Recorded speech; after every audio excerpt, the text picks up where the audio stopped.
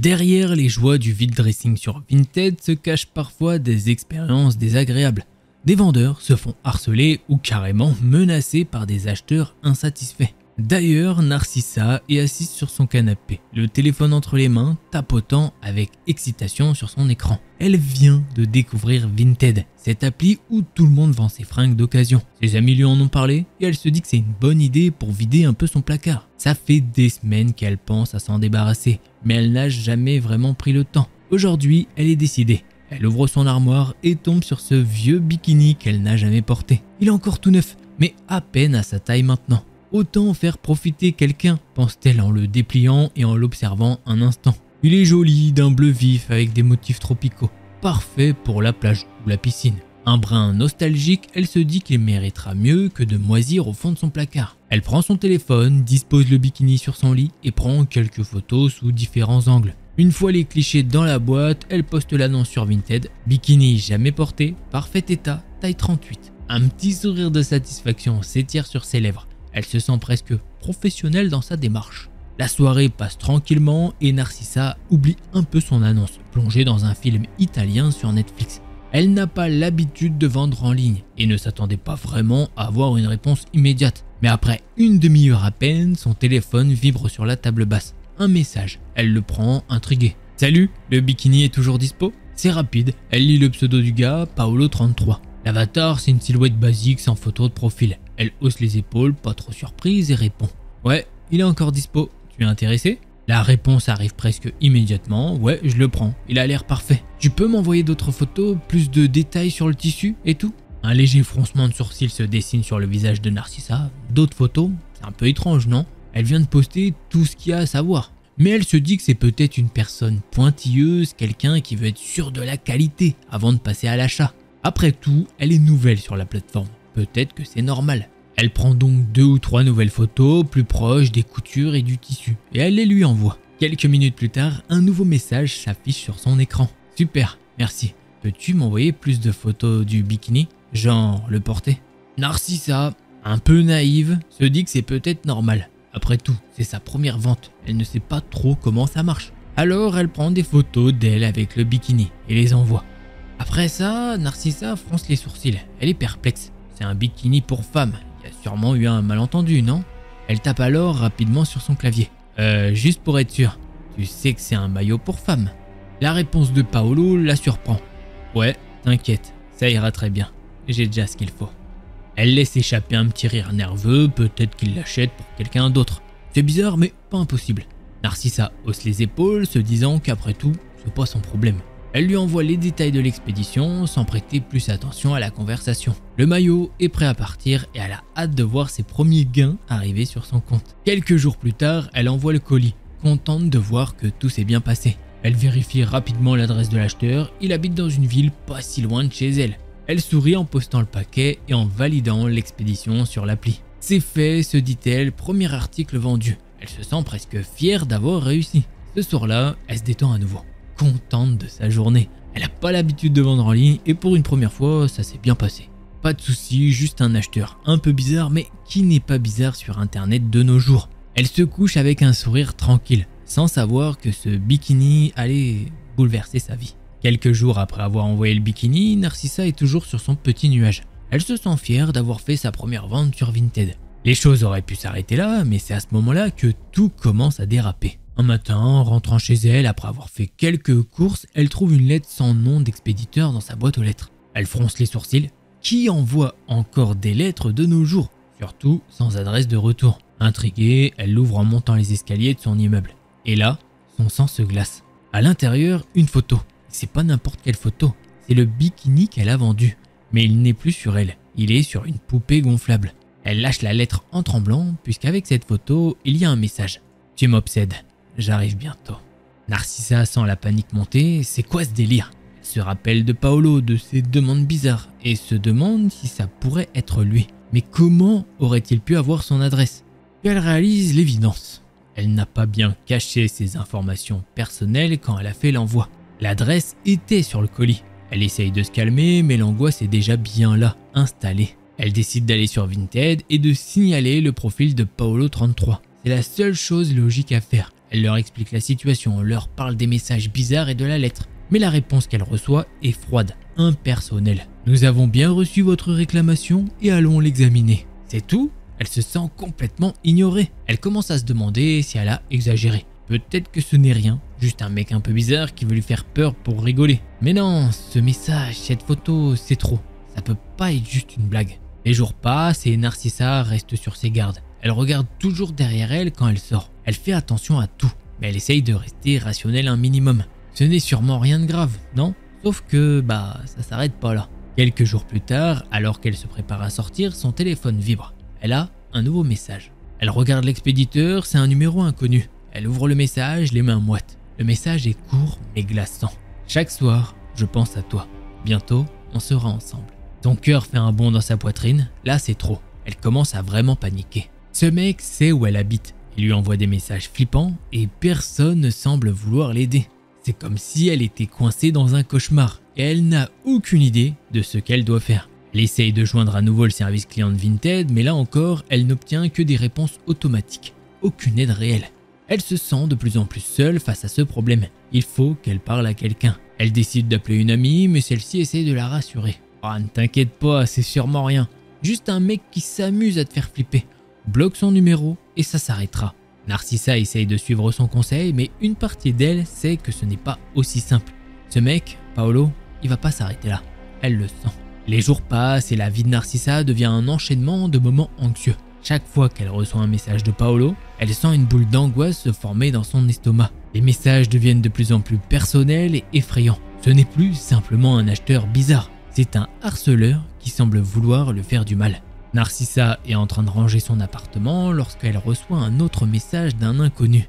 Mais bon, elle se doute que c'est Paolo. C'est une nouvelle photo, cette fois-ci encore plus dérangeante que les précédentes. La poupée gonflable est maintenant posée sur une chaise, vêtue du bikini qu'elle lui a vendu dans une position franchement perturbante. Le message qui accompagne la photo est court mais terrifiant. « Je t'attends ». Narcissa fronce les sourcils, les mains tremblantes en tenant le téléphone. Le froid qui lui parcourt le dos est glacé. Cette photo est encore plus perturbante que la précédente. Et elle ne peut plus ignorer que Paolo est une menace réelle. Elle essaye de reprendre son calme et se rend compte qu'elle doit aller porter plainte à la police. Elle se rend au poste de police le plus proche. L'agent derrière le comptoir l'écoute à peine, levant à peine les yeux de son écran. « Vous avez reçu des messages menaçants, vous dites ?»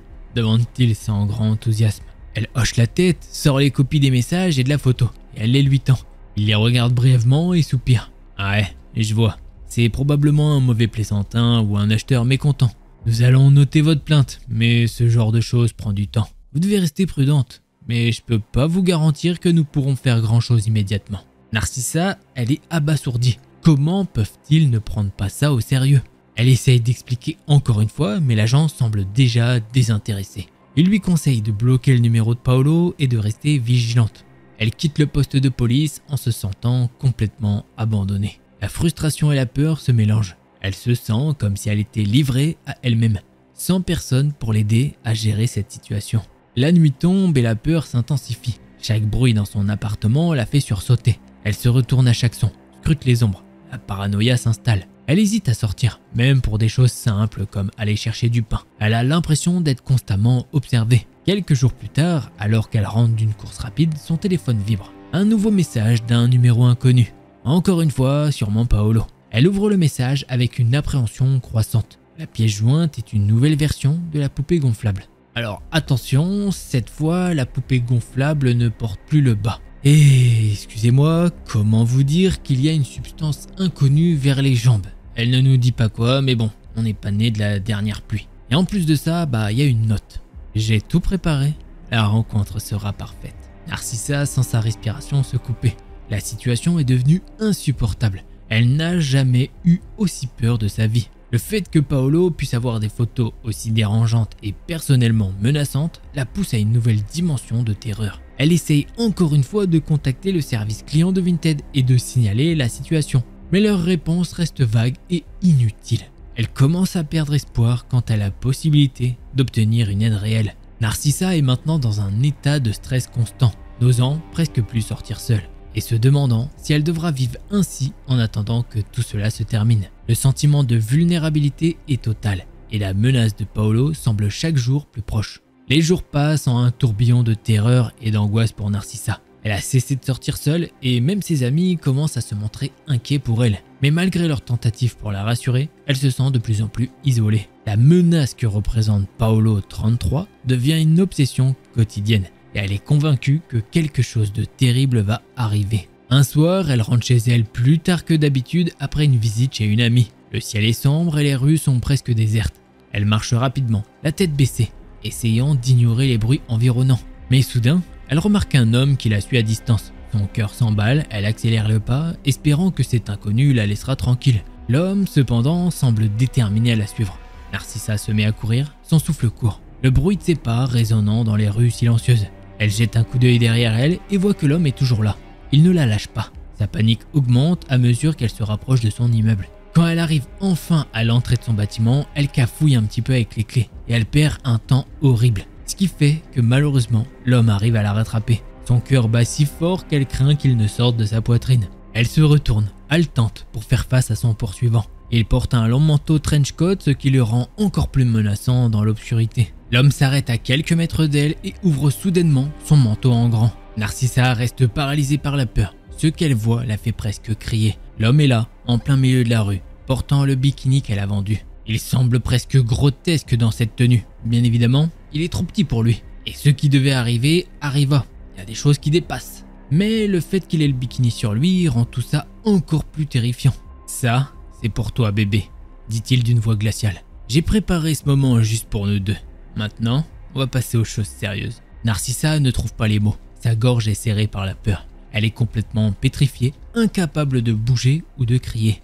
Elle tente de comprendre comment réagir. Ses pensées sont en désordre et elle a l'impression que tout est devenu irréel. L'homme commence à avancer vers elle, ses intentions claires dans ses gestes et ses paroles. Narcissa, dans un ultime effort pour échapper à la situation, reprend ses esprits et tente de fuir. Elle court à l'intérieur du bâtiment, se précipitant vers les escaliers. L'homme la suit, mais elle réussit à atteindre son appartement et à verrouiller la porte juste à temps.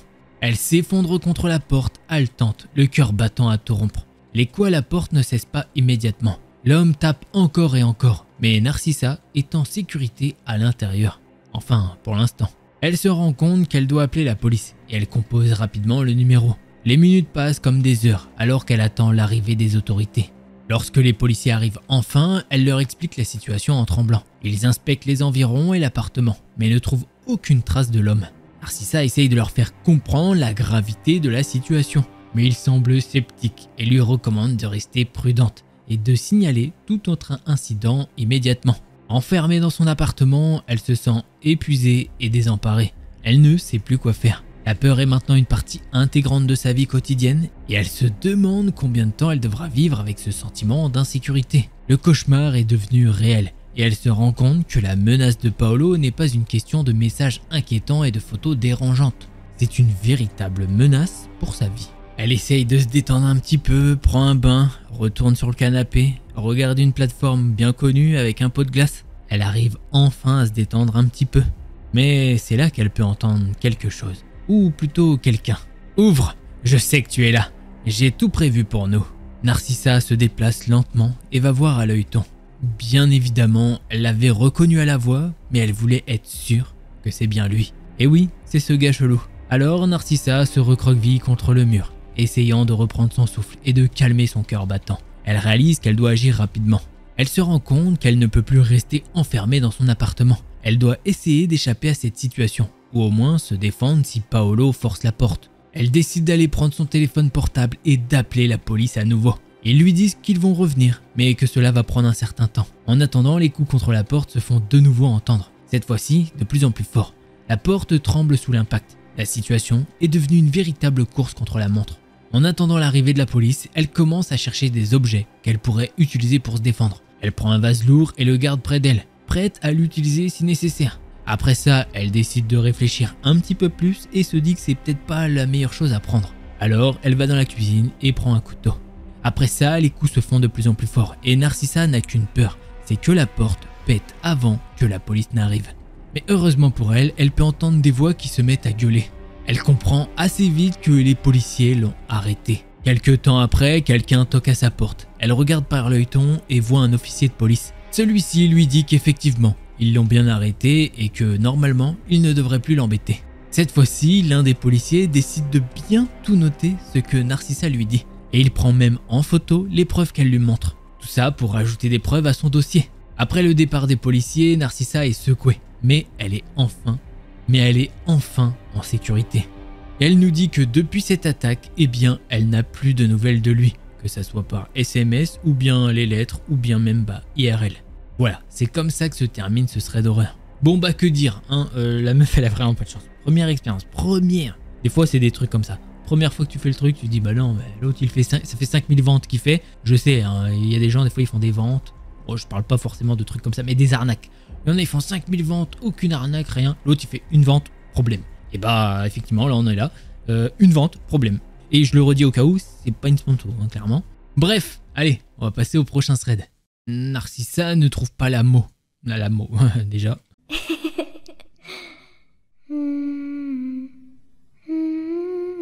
On se retrouve pour ce second thread d'horreur et j'espère qu'il va te plaire. Mais avant ça, je dois faire une petite promotion puisque énormément de boulot à faire pour le mois de décembre et j'ai envie que tout le monde soit au courant. Donc oui, je vous mettrai le petit teaser à chaque vidéo. Donc si tu veux le passer, tu connais, tu skippes un petit peu, une petite minute environ, et puis voilà, on se retrouve pour le thread. Et pour ceux qui ne sont pas au courant de l'annonce, je vous laisse profiter. Je vais pas passer par 4 chemins, je vous annonce le projet Frénésie.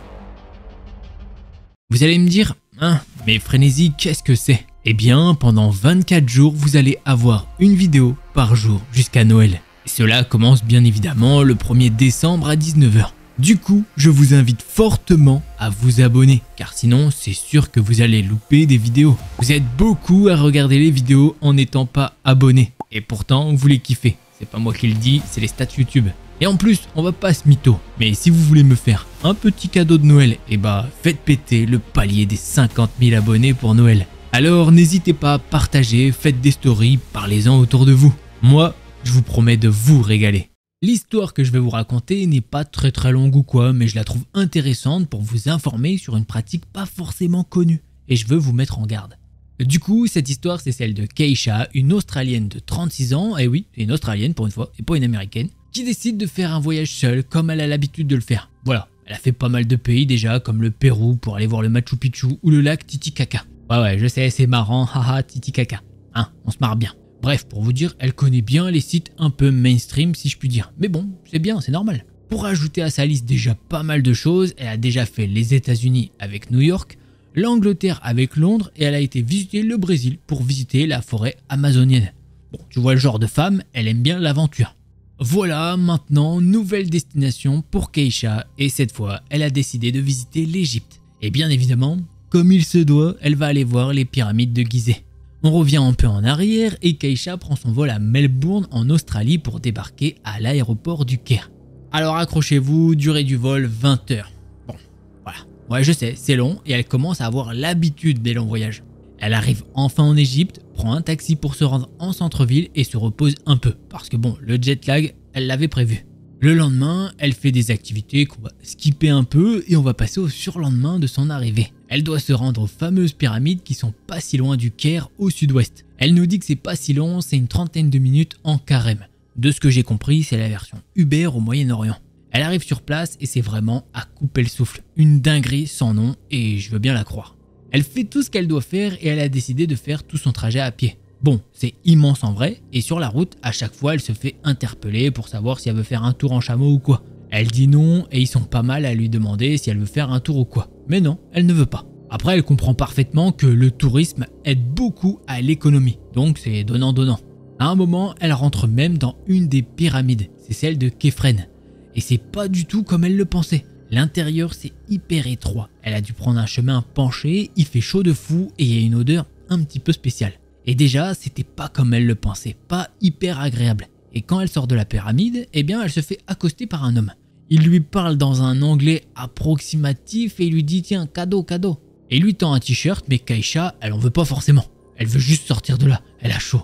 Elle veut prendre une bouteille dans son sac pour se désaltérer. Elle essaye de prendre son sac et tout, mais le gars, il force de fou. « Allez, cadeau, c'est pour toi ma jolie. » Keisha lui dit « Non, merci, j'en veux pas, sérieusement. » Mais le gars déplie le t-shirt et lui montre que c'est un t-shirt avec écrit « I love Egypt » et on voit un logo des pyramides.